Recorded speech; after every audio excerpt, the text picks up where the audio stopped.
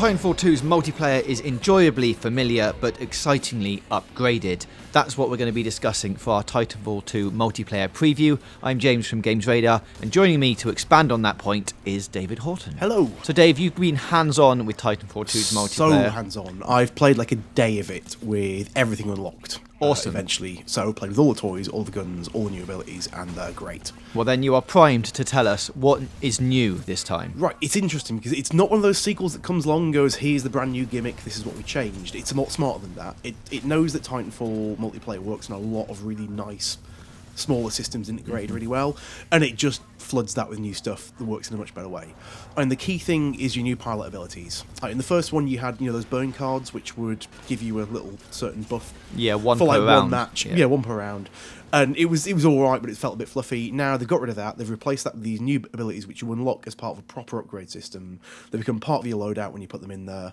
There's a whole bunch of them, and every single one of them lets you play the game in a completely different way. It's really well balanced. None of them are dominant, but they just let you make your own Titanfall, basically, which is really good. Okay, so this is basically a sequel without one new major gimmick. It's a collection of smaller It's just a collection of small tweaks that make the whole thing feel a much richer ecosystem. It's still familiar and works on the same kind of fun you had before, but you can make it your own a lot more now. So on the subject of pilot abilities then, we've got the grappling hook now that we've seen. That's great. I mean, that's a game in itself, that thing. I mean, I used it a little bit, had a lot of fun. I saw guys by the end of the day were just playing literally a different game to me. They were like Spider-Man-ing from one end of the place to the other. Because obviously you've still got your wall run and your double jumps, and you can still chain that stuff up like crazy. But you throw a few grapples in the way in between. There's guys finding sniper spots I didn't even know existed by launching the way up. They're whipping, generally using pure physics to whip around stuff, accelerate the jumps, end up miles away in seconds. And you can grapple guys out the air or zip line towards enemies if you hit them as well. Instant melee kill from a mile away. So offensively, we've got the pulse blade as well, and the halo pilot is a kind of distraction technique. The pulse blade, it's kind of like a change to, you had the radar ping you could use in the first one. It's a much more fun version of that. All these things are on cooldown timers. The pulse blade, it's a throwable knife now that emits a sonar ping. So, say you want to get into the action, but you're not sure how many guys are in the room. Say you're doing a base assault. It just increases your aggressive momentum massively. Before you had to wait up, look through windows, maybe lob a grenade. Forget that. Sprint where you want to go, charge at the door, throw the knife before you go.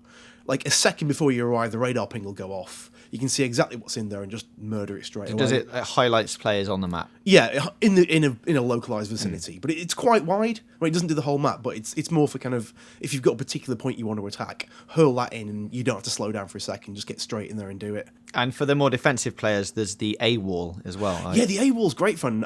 It gives you a little personal hollow shield. It's static on the spot. It can be destroyed by shooting the base of it, but it's good.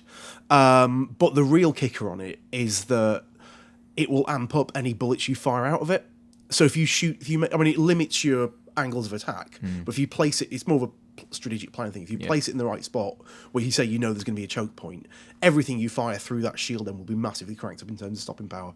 Interesting. Well, let's move on to the big machines then, the Titans.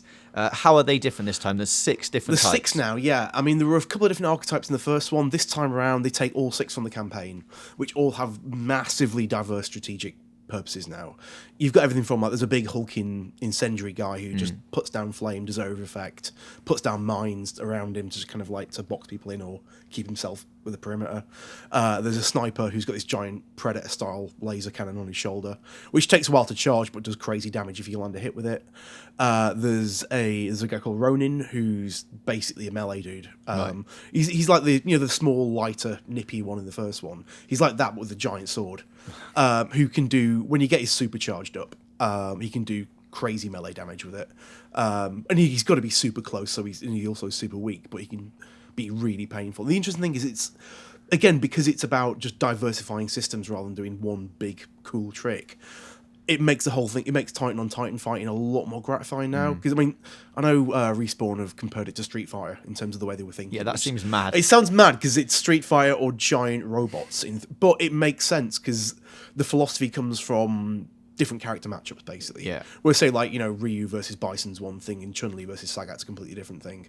It's all about, the great thing is they design the Titans so you can spot them a mile away and identify exactly what they are. They've got very distinct silhouettes, so you can tell what you're up against and decide to engage or not based on what you're using. Then it's the case of tactically weighing up. Yeah, it's like, what are their strengths and weaknesses? What are my strengths and weaknesses? How do I get around that? How do I maximise this without taking too much damage? So, whereas before, it was always great fun, but you'd kind of find yourself in that loop of look at the buildings, use the cover, duck in and out evasively, charge a super attack, do that, run away. It's much more of a kind of really personal, kind of thoughtful back and forth now. So, As a summing up experience from what you've had so far, then it's pretty good. It's really good. I played like it for a full day and could have carried on. It's great fun. Genuinely, really excited about getting back in there again. It's like I say, it's all the things that made Titanfall so good. And let's not forget the multiplayer in the first one carried the entire game right really well. It's everything that made that so good. I mean, all the traversal stuff though, all those huge long runs of just the sheer joy of movement in the game.